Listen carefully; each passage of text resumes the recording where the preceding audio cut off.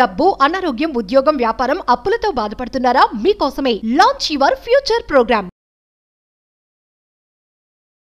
Hello viewers, welcome back to our channel. Present మనతో ఉన్నారు momentum investor Vinod Kumar గారు. నమస్తే సార్. నమస్కారం అండి.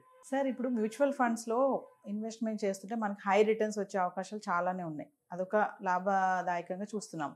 మరి ఎక్కడ ఇన్వెస్ట్మెంట్ చేయాలి, దేంట్లో ఇన్వెస్ట్మెంట్ చేస్తే మనకి గుడ్ రిటర్న్స్ అనేవి వస్తూ ఉంటాయి?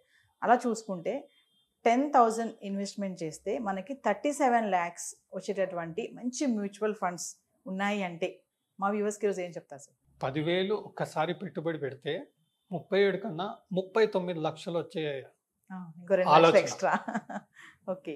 ఎందుకంటే మనం లాంగ్ టర్మ్లో ఒక 10,000 వన్ టైం ఇన్వెస్ట్మెంట్, ఇది చాలా బ్యూటిఫుల్ సిస్టమ్ అండి.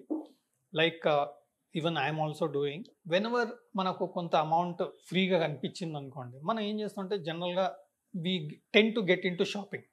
Okay, money is there is some good offer. Advertisers అంతా ఏంటంటే మన మీద హిట్ చేస్తూ ఉంటారు. మీకు 5% ఆఫర్, 10% ఆఫర్ అని హిట్ చేస్తుంటే మన దగ్గర అమౌంట్ ఉండగానే we tend to go and buy. But if you lock that amount, that what you call spare amount in something, you will not be tempted with these ads, or you will not be tempted to go and buy. Yes, whatever your regular lifestyle and all you follow, that's not a problem, but don't overspend things. If money is spare in the account or with us, we try to do that. Instead, best thing is మంచి mutual fund app, investment app ఏదైనా ఉంటే download చేసి మొబైల్లో పెట్టుకోండి. నేను అలాగే చేశాను, అది నాకు మంచిగా అనిపిస్తుంది. ఎందుకంటే నా దగ్గర అమౌంట్ ఉందనుకోండి, ఇమీడియట్గా ఆ ఇన్వెస్ట్మెంట్ యాప్ ఓపెన్ చేస్తాను. ఓకే, అది ఏదైనా మంచిగా అనిపించేస్తే అందులో ఇన్వెస్ట్ చేస్తాను. Some time short term also, short term opportunities కూడా ఏదైనా కనిపిస్తున్నప్పుడు పెట్టేస్తుంటాను. ఫ్రీ అమౌంట్ కనిపించిందంటే మనం స్పెండ్ చేస్తాం. We should not do that. Instead ఈ 10,000 నా ఫ్రీ అమౌంట్ కాదు అని మర్చిపోయి ఆ 10,000 ఒక మంచి ఫండ్లో, ఎస్పెషల్లీ మార్కెట్స్ డౌన్ ఉన్న టైంలో, మనం June 4th చెప్పాం మార్కెట్ డౌన్ అవుతుంది, ఆ టైంలో ఆలోచన చేయండి అని. అలాంటి టైంలో ఇమ్మీడియట్గా ఇన్వెస్ట్ చేసేస్తే మనకు షార్ట్ టర్మ్లో కూడా మంచి రిటర్న్స్ వచ్చే అవకాశం ఉంటుంది. బట్ ఈ విషయంలోకి వస్తే 10,000 మనకు బెస్ట్ బాటంలో మనం బై చేస్తే ఆపర్చునిటీ వచ్చినప్పుడు లాంగ్ టర్మ్లో మనం హోల్డ్ చేయగలిగితే consumption mutual funds, thematic mutual funds, ఇవి మంచి అగ్రెసివ్గా ఒక థీమ్ బేస్గా ఇన్వెస్ట్మెంట్ మనం చేయగలిగితే లాంగ్ టర్మ్లో ఈవెన్ 39 lakhs కూడా వన్ టైం 10,000 ఇన్వెస్ట్మెంట్తో కూడా వచ్చే అవకాశం ఉంటుంది. అంటే నేను ఎలా క్యాల్కులేట్ చేస్తున్నానంటే 10,000 lump sum investment one time at 22% compounding. That will give us 39 lakhs in a span of around 30 years. Now the question comes, can I hold for 30 years? Now 10,000 for a decent earning person is not a big money, right?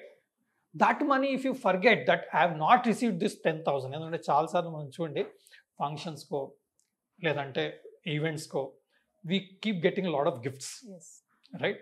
Why don't we accumulate that money and forget and invest in such things where this small money, for somebody it's a decent money, this amount can give you into lakhs. I was going through one of the interviews of Mr. Ramesh Damani. Atani son ki there was a gift from one of his friends. They bought some shares of HDFC Bank. That is today running into crores. After 20-25 years, it's running into crores. Now imagine at that time, whatever investment was, the gift was about very small. But today, it's running into crores. Now even as a father, if he wouldn't have done anything, that gift would have given him a big money. So gift money is one of the best ways, because you don't have any expectation to do something with that money. Because you have already spent from your pocket, you enjoyed, you did everything, you got some gifts that if you generally we don't care. Gift money వచ్చింది అనుకోండి, enjoy చేద్దాం, వాడేస్తాం, పెట్టేస్తాం అంటాం. అలా కాకుండా ఈ అమౌంట్ని ఒక మంచి ఫండ్లో ఇన్వెస్ట్ చేస్తే మనకు 39 lakhs వరకు ఇన్వెస్ట్మెంట్లో లాంగ్ టర్మ్లో రిటర్న్ వచ్చే అవకాశం ఉంది.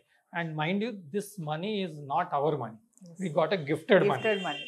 So we should not have any expectations from that. మనం ఫంక్షన్ చేసినప్పుడు ఒక party, when we throw a party, we don't expect anything, we just spend and enjoy, that's all. But since luckily as a bonus we got some gift. That money, if we properly invest in these things, I think it will give a good return. So చాలా మంది చూసుకుంటే ఇప్పుడు ఎంత salary వచ్చినా కూడా వాళ్ళకి investment చేసే విషయంలో కొంచెం కన్ఫ్యూజన్లో ఉన్నారు. అంటే వాళ్ళు కార్ లోన్ కట్టుకోవాలి, ఈఎంఐ కట్టుకోవాలి, ఎడ్యుకేషన్ సంబంధించి సమ్ ఏ ఉంటాయి. ఎగ్జాంపుల్ తీసుకుంటే 1 lakh శాలరీ వచ్చే పర్సన్ మంచి ఎస్ఐపి ఇన్వెస్ట్మెంట్ చేయాలి, మంచి ఫండ్స్లో ఇన్వెస్ట్మెంట్ చేయాలి అంటే ఇచ్చేటువంటి సజెషన్స్ ఏంటి సార్? సేమ్ థింగ్ అండి. ఇప్పుడు 10,000 రూపాయలు అనేది మనకు గిఫ్ట్ రూపంలో వచ్చింది కాబట్టి పెట్టాం. బట్ జనరల్గా మనం ఏం చేస్తాం, ఆ 10,000 రూపాయలు గిఫ్ట్ వచ్చింది అనుకోండి, again we try to spend. That may not be the right approach first thing. Because ఒక 1,00,000 రూపాయలు సంబంధించే పర్సన్కి he's commitments will be tight.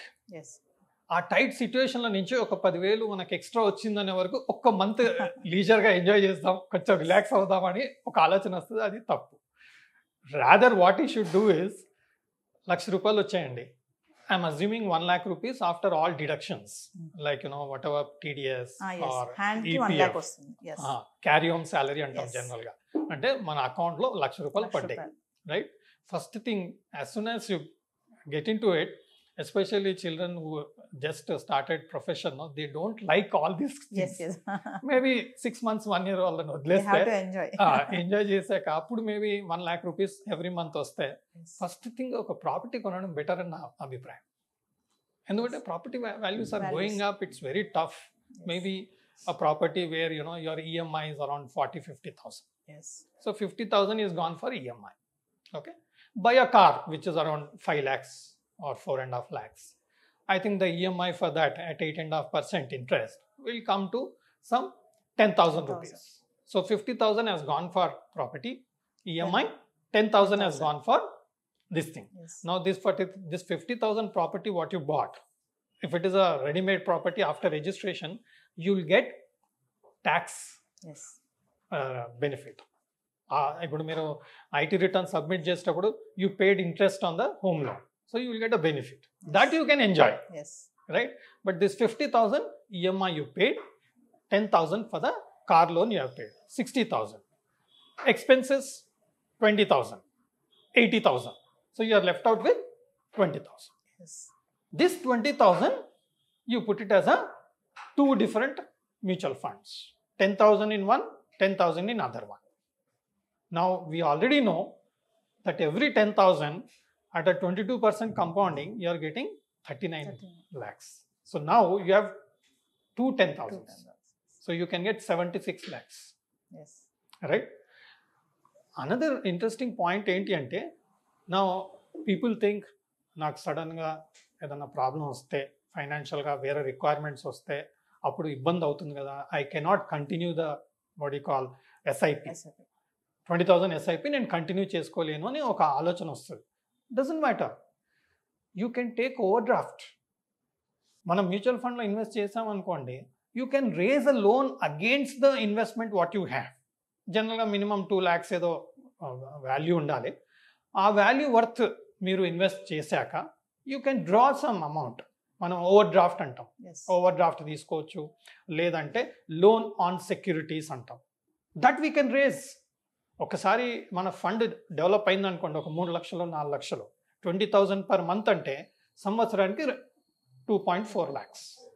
For 2 years 4.8 lakhs. Now no normal person or even a good person who's having very good income, he also 5 lakhs పక్కన పెట్టేస్తే అది grow అవుతుంది, problem లేదు. But over a span of 5 years 10 years there may be some requirements which will be coming up. That time you can take a overdraft or take a loan on that property, and finally this will grow into a value of around 76 lakhs. Now which are the funds which we can consider? Consumption fund is a safe fund.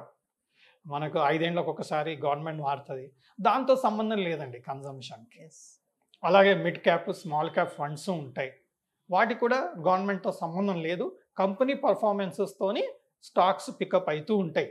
మేజర్గా గవర్నమెంట్తో problem వచ్చే companies ఏవి అంటే fundamentals మంచిగా లేని companies, ఏదైనా political problem వస్తే లేదంటే వేరే ఇష్యూస్ వస్తే ఆ కంపెనీస్ పర్ఫార్మెన్స్ డిస్ట్రాక్ట్ అయ్యే అవకాశం ఉంటుంది.